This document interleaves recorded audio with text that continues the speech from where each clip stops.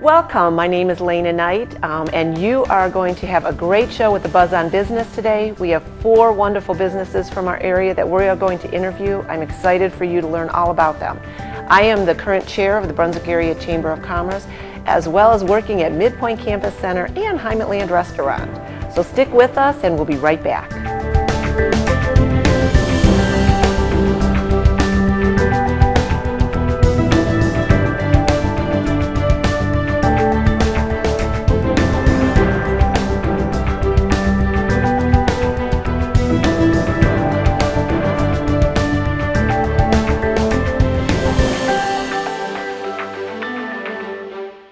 Welcome back. We're here today with our first guest, and this is John Bluebond with the Medina County Board of Developmental Disabilities. Whew, I made it through that. Yeah. You know, John, over the years, I think that you've had several names for your organization.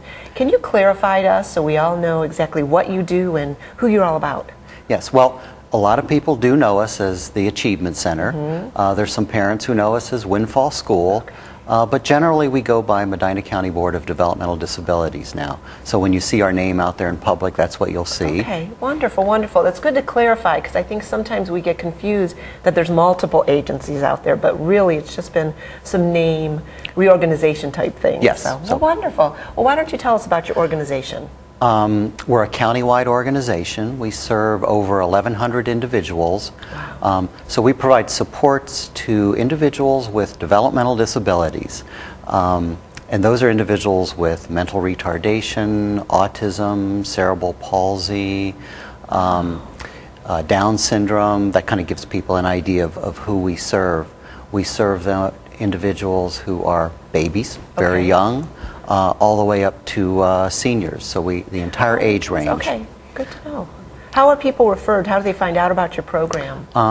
Young children find out about us, the parents actually find out about us through Help Me Grow. Okay. That's an organization in the county that they were set up to identify services for very young children with disabilities. Okay. They make the initial referral to us. They find out through doctors and hospitals which families might need the services. Mm-hmm.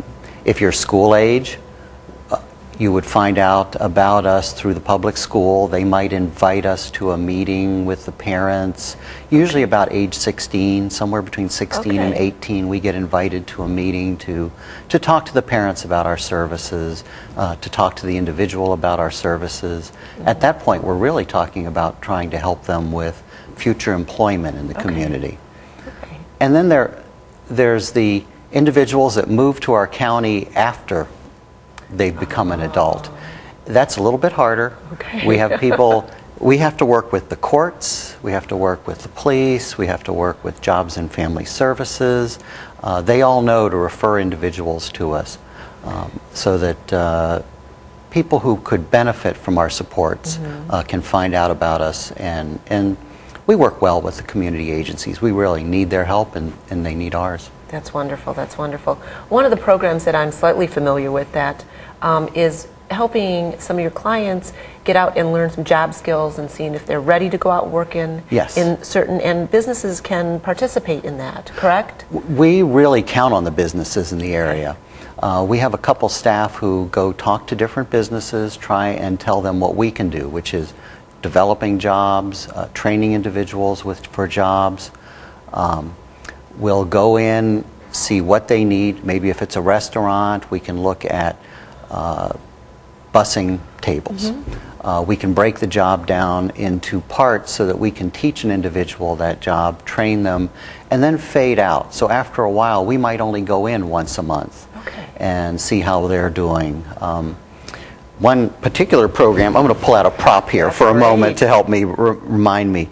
We have something in Brunswick called the Snack Shack.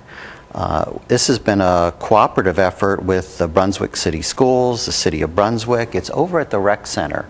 Okay. And they prepare foods there, so we are teaching individuals how to prepare food, how to serve food, and we hope people in Brunswick will stop by the Snack Shack.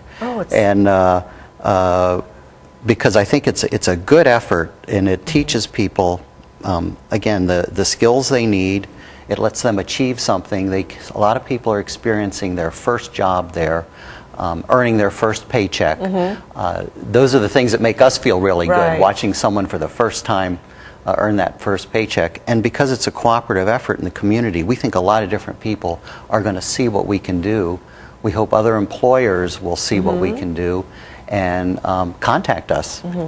Yeah, we've had the pleasure of working with them, helping us at the chamber breakfast meetings. Oh, good. So they provide our refreshments, so it's been nice. And I've had the pleasure of working with one of your clients in a family restaurant that my family owns, Heimatland. And we had a young man come in and help in the kitchen, prepping food, doing dishes. He was excellent. It was just wonderful to work with him, and your staff that was with him was extremely helpful, but it was really a nice experience for us, and we'd like to do that again. Excellent. Where are you located? We are on Windfall Road. Okay. Actually, we have a couple of locations. Our main one is on Windfall Road, just right at 71 and 18. We have a sheltered workshop there. We have a school there.